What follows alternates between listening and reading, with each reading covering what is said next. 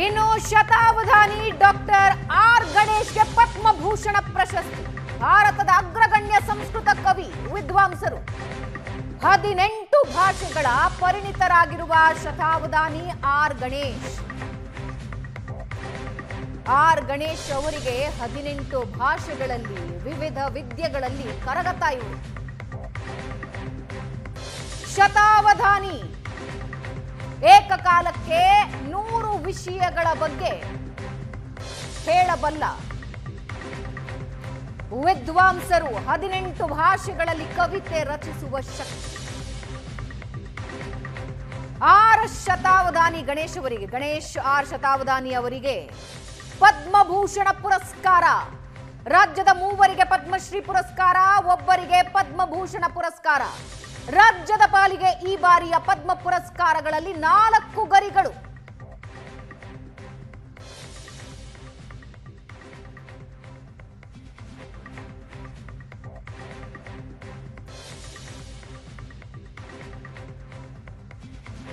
ಶತಾವಧಾನಿ R Ganesh ಅವರಿಗೆ ಪದ್ಮಭೂಷಣ ಪ್ರಶಸ್ತಿ ಲಭಿಸಿದೆ. ರಾಜ್ಯದ ಉಳಿದ 3 ಜನ ಗಣ್ಯರಿಗೆ ಪದ್ಮಶ್ರೀ ಪುರಸ್ಕಾರ.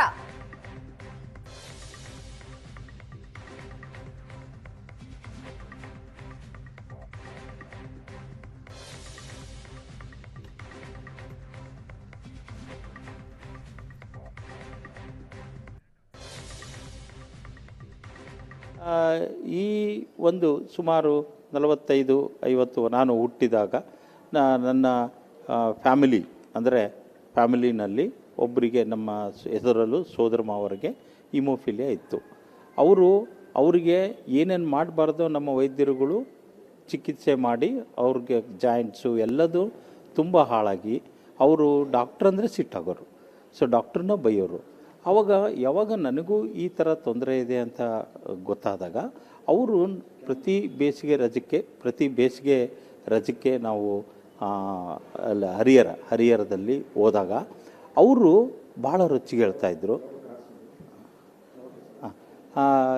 ಇದು ಮಾಡಿ ಅವ್ರು ಹೇಳ್ತಾಯಿದ್ರು, ನೀನು ಇವ್ರಿಗೆ ಡಾಕ್ಟ್ರುಗಳಿಗೆ ಗೊತ್ತಿಲ್ಲ, ಸುಮಾರು ಪ್ರಾಬ್ಲಮ್ ಆಗ್ತಾಯಿದೆ, ನೀನು ಯಾಕೆ ಡಾಕ್ಟ್ರ್ ಆಗಬಾರ್ದು, ನೀನು ಡಾಕ್ಟ್ರ್ ಆಗಲೇಬೇಕು ಕಣೋ ಅಂತ ನನಗೆ ಯಾವಾಗಿಂದನೂ ಹೇಳ್ತಾಯಿದ್ರು, ಅಂದರೆ ಚಿಕ್ಕಂದಿಂದನೂ. ಸೊ ಆದರೆ ನನಗೆ ಇಷ್ಟ ಇದ್ದಿಲ್ಲ. ನಾನು ಪೈಲಟ್ ಆಗಬೇಕು ಅಂತ ಕನಸು ಕಂಡಂಥ ದಿನಗಳು. ಬಟ್ ಆದರೆ ಒಂದು ಪ್ರತಿ ಬೇಸಿಗೆ ರಜಕ್ಕೆ ಹೋಗ್ತಾಯಿದ್ವಿ ನಾವು. ಬಳ್ಳಾರಿಲಿದ್ವಿ, ನಮ್ಮ ತಂದೆ ಕೆಲಸದಲ್ಲೇ ಇದ್ದಿದ್ದರಿಂದ. ಸೊ ಇದಕ್ಕೆ ಇನ್ನೊಂದು ಬೇಸಿಗೆ ರಜಕ್ಕೆ ಹೋದಾಗ ನಮ್ಮ ಸೋದರ ಮಾವನಿಗೆ ವಿಪರೀತ ತಲೆನೋವು ಶುರುವಾಯಿತು, ತಲೆನೋವು. ಸೊ ತಲೆನೋವು ಶುರುವಾದಾಗ ನಾನಿನ್ನು ಹೈಸ್ಕೂಲ್ ಡೇಸು. ಅವರು ನನ್ನ ಜೊತೆಗೆ ಕರ್ಕೊಂಡು ಇದೇ ಚಿಗಟೇರಿ ಜನರಲ್ ಹಾಸ್ಪಿಟಲ್, ಜಿಲ್ಲಾ ಆಸ್ಪತ್ರೆಗೆ ಹೋದ್ವಿ.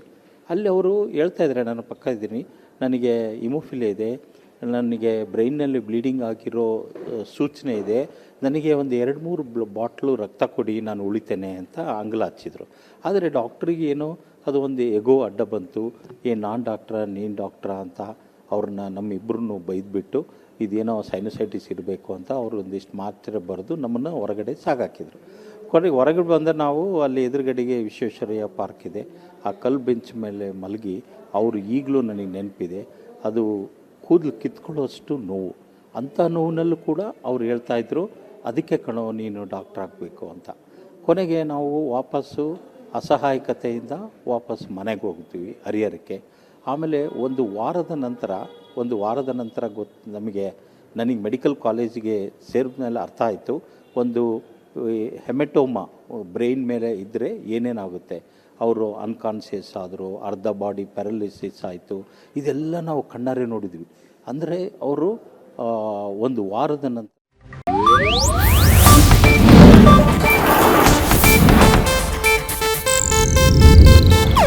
ಇದು ಏಷ್ಯಾನೆಟ್ ನ್ಯೂಸ್ ನೆಟ್ವರ್ಕ್ ಪ್ರಸ್ತುತಿ.